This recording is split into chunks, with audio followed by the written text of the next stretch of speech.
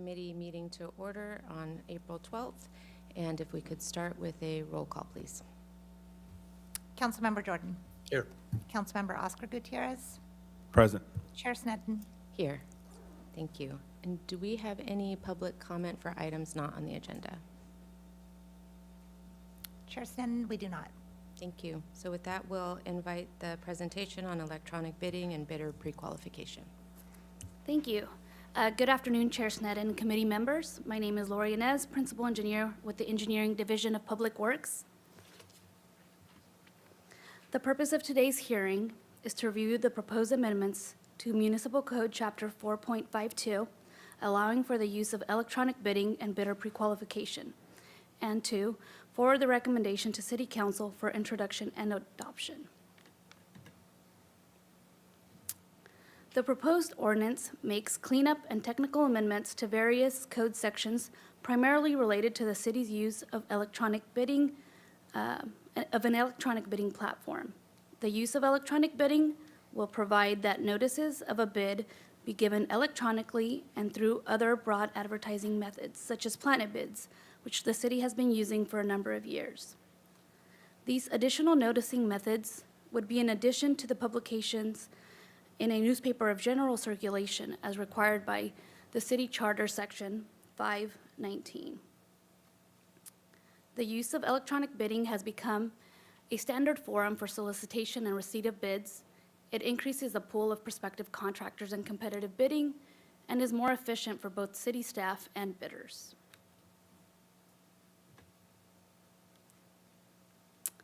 The proposed ordinance also adds sections to authorize the use of bidder pre-qualification for major public works projects. City Charter Section 519 and the Municipal Code require that public works contracts be awarded to the lowest responsible bidder who submits a responsive bid. In most cases, the determination of bidder responsibility is done after the submission of bids. Because the responsibility relates to the bidder's qualifications, the law requires that the bidder be given notice and an opportunity to be heard before the bidder is determined to be not responsible. This can result in substantial delays in awarding a contract.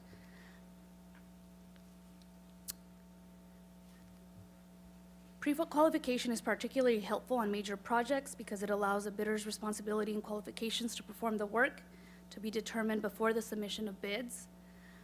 The responsibility and/or qualification disputes are resolved before the formal bidding, and it is intended, again, for major and specialty projects only, not just like the construction of the new police station, and is not intended for typical capital projects.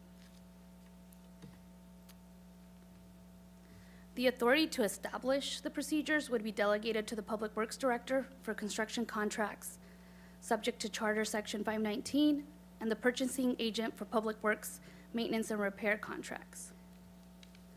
The new section would require that a pre-qualification notice inviting pre-qualification information from bidders to be publicly advertised in the same manner as the bids. This assures that all prospective bidders are given the opportunity to pre-qualify.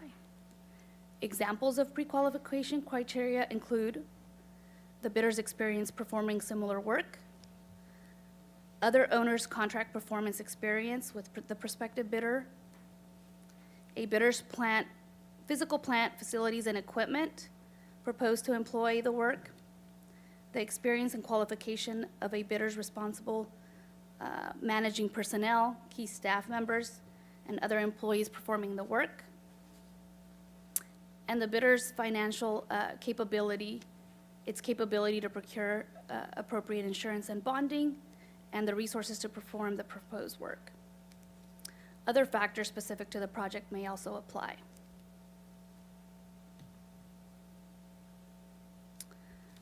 In conclusion, staff recommends that the Ordinance Committee discuss the proposed ordinance and forward the recommendation to City Council. This concludes staff's presentation. City Attorney Dan Henschke and Interim City Engineer Ashley Hsu and I are available here for questions. Thank you so much. And do we have questions from the committee? Councilmember Jordan. Thank you, Madam Chair. Would this happen per project?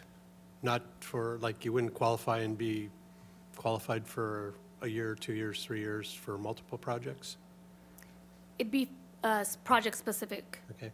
And then the way I read your language in there, in the staff report, says that prospective bid, this assures that all prospective bidders are given the opportunity to pre-qualify.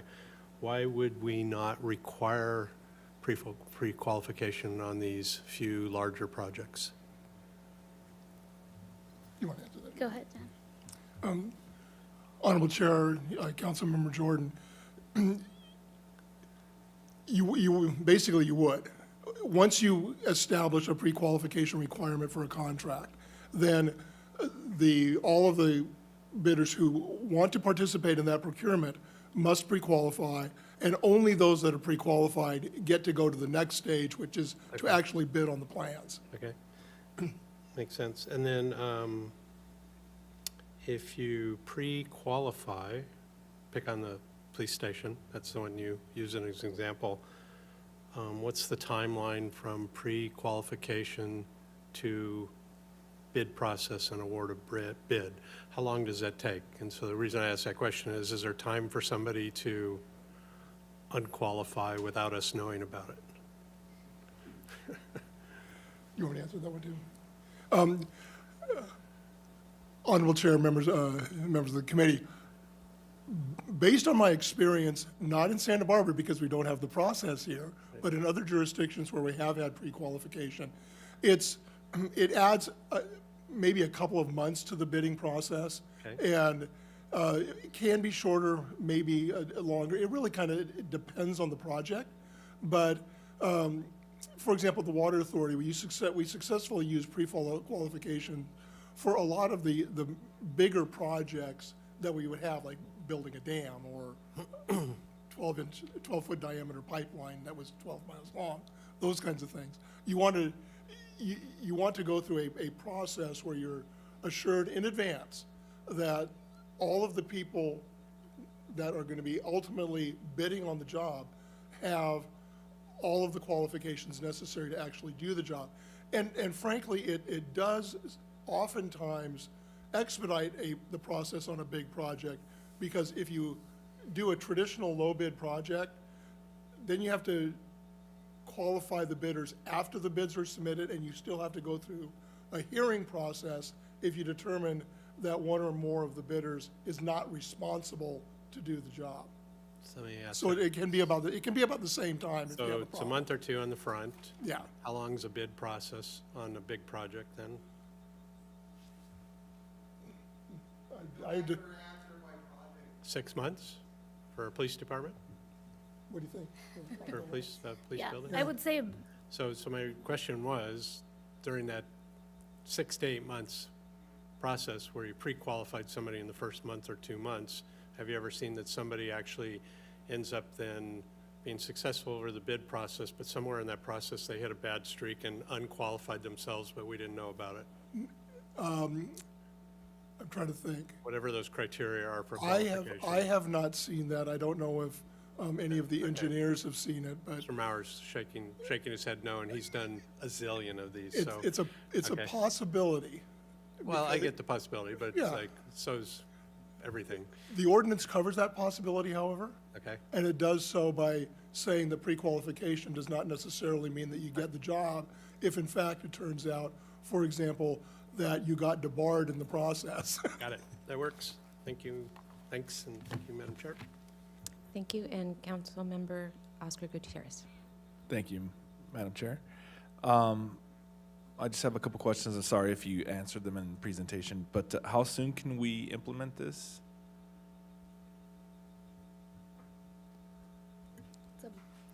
I believe it's about a month process to introduce and adopt the ordinance. And then we'd have to establish the procedures and can roll it out on larger projects. And the tech, so to speak, the software, is that something that we created in-house, or are we contracting to be able to do this? Madam Chair, Council Committee Member Gutierrez, we don't need any specific software. It's just establishing processes and procedures internally to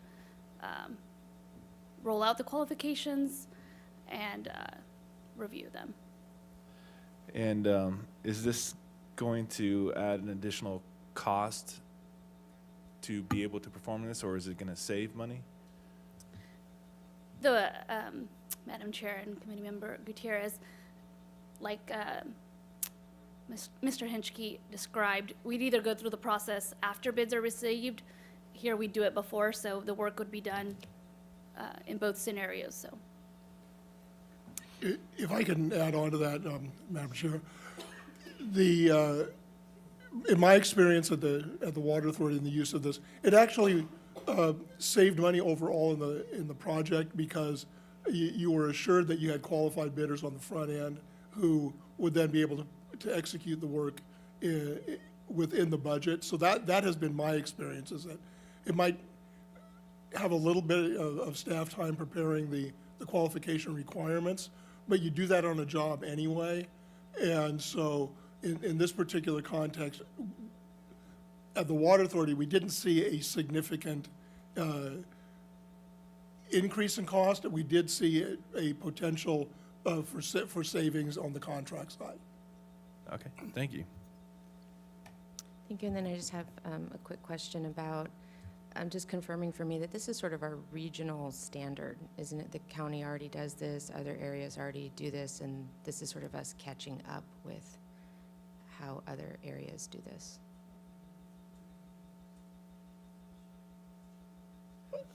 That's okay.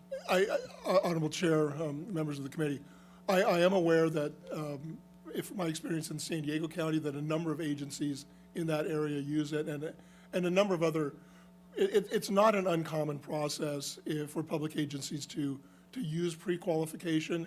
There is a provision in the public contract code for pre-qualification. It's a little bit of a different process. It's more of a financial pre-qualification. This pre-qualification process actually expands beyond what's in the public contract code and goes directly to other indices of ability to perform, such as physical plant, capable management employees, those kinds of factors. So let me ask it just a different way too, and thank you. So it won't present a barrier that people wanting to do a bid aren't used to or wouldn't know how to expect or couldn't rise to the occasion because our agency is so different from other agencies? Honorable Chair, members of the committee, I don't believe so. That was not our experience.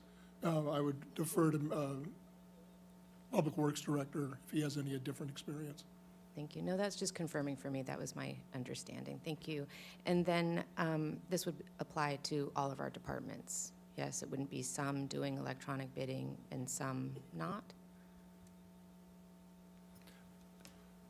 Correct. Okay, thank you. Those are all of our questions. Is there any discussion? Councilmember Jordan.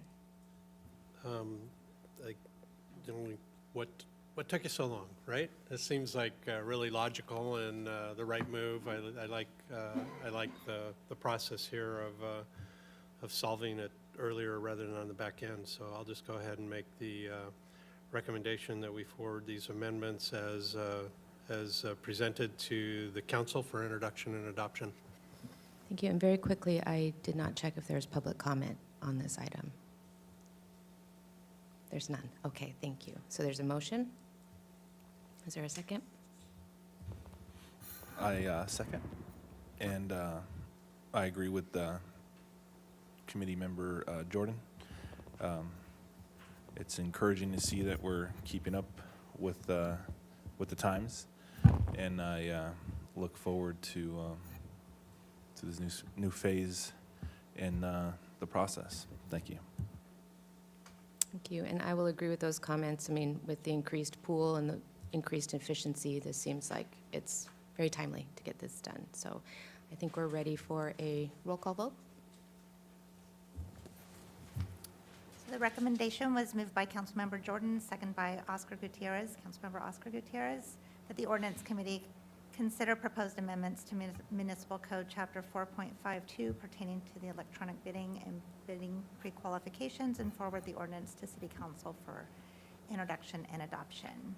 Councilmember Oscar Gutierrez. Aye. Councilmember Jordan. Yes. Chair Sneddon. Yes. Unanimously passes. And with that, we are adjourned. Thank you.